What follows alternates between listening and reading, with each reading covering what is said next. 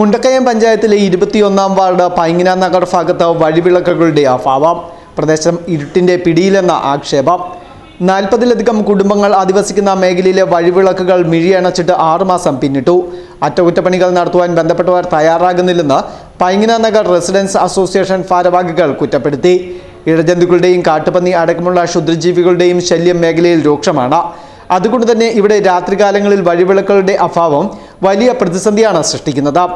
കഴിഞ്ഞ ദിവസം രാത്രിയിൽ പൈങ്ങന നഗർ ഭാഗത്തേക്കുള്ള റോഡിൽ പെരുമ്പാമ്പിനെ കണ്ടിരുന്നു. 2 മാസങ്ങൾക്ക് മുമ്പ് ഇവിടെ നിന്നും മൂർഖൻ പാമ്പിനെയും കണ്ടതായി നാട്ടുകാർ പറയുന്നു.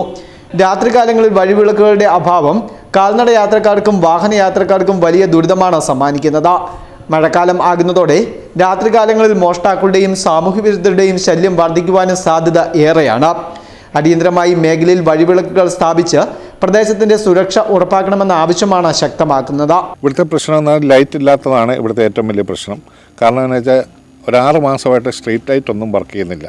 ഞങ്ങൾ പഞ്ചായത്തിൽ ഫെബ്രുവരി 23-ാം തീയതി അസോസിയേഷൻ്റെ ലെറ്റർ പാഡിൽ വാർഡ് മെമ്പറിന് ലെറ്റർ കൊടുത്താണ്. ഇതുവരെയും ഒരു മറുപടി ഇതുവരെ കിട്ടിയിട്ടില്ല.